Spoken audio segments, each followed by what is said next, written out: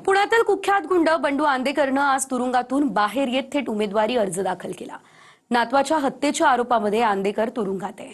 आंदेकरचा उमेदवारी अर्ज भरताना पुण्यात मोठा पोलिसांचा बंदोबस्त देखील तैनात करण्यात आलेला होता। त्यामुळे आता इतर अपक्ष उमेदवारांना अर्ज भरताना अडचणी देखील आलेल्या आहेत। पाहूयात हा रिपोर्ट। नेकीका काम आंदेकरांना मत म्हणजे विकास कामाला मत। मी उमेदवार दरड नाहीये। खुनाच्या आरोपात ज्या हातात बेडी आहे त्याच हातानं निवडणुकीत विक्ट्री साईन दाखवत गुंड बंडू आंदेकरनं उमेदवारी अर्ज भरला।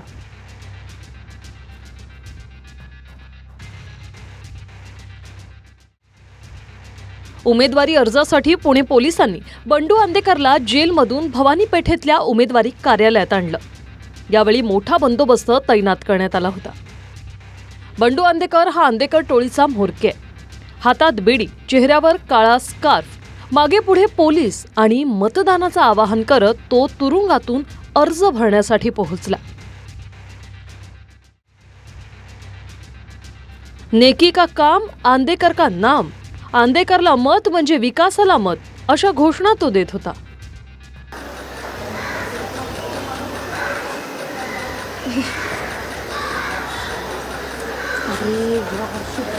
नेकीका काम आंदेकर का नाम,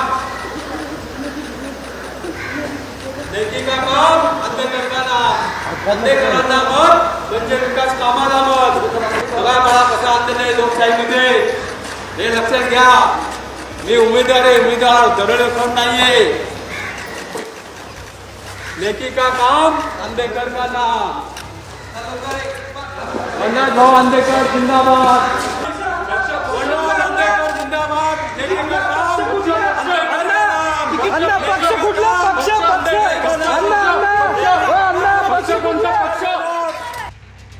आंदेकरनं एकट्यानंच नव्हे तर त्याची भाऊजाई लक्ष्मी आंदेकर, सून सोनाली आंदेकरनंही उमेदवारी अर्ज भरला।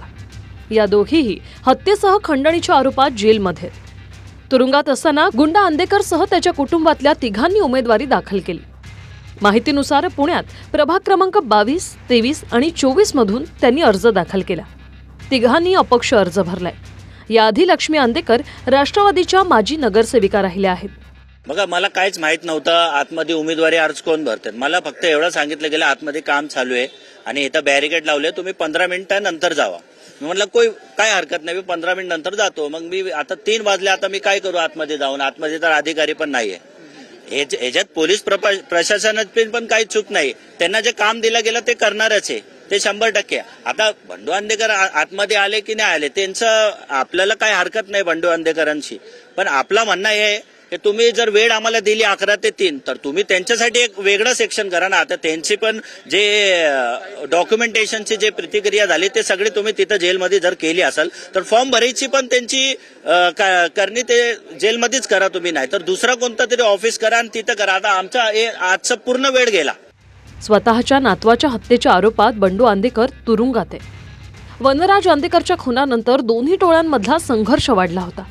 याच वैमनस्यातून 5 सप्टेंबर 2025 रोजी आयुष कोमकरची निर्घृण हत्या झाली। त्या प्रकरणात बंडू आंदेकरसह कुटुंबातल्या 15 जण अटकेत घेतले गेले। त्यापैकी 12 जण सध्या तुरुंगात आहेत आणि त्यापैकी आंदेकर टोळीचा प्रमुख बंडू आंदेकर, त्याची भाऊजाई लक्ष्मी आंदेकर आणि सून सोनाली आंदेकर आता तुरुंगातून पुणे महापालिकेची निवडणूक लढणार आहेत। विशेष म्हणजे आम्हाला मत म्हणजे विकासाला मत, अशा घोषणाही आंदेकरनं तुरुंगाबाहेर येताना दिल्या। लक्ष्मण जगताप, TV9 मराठी, पुणे।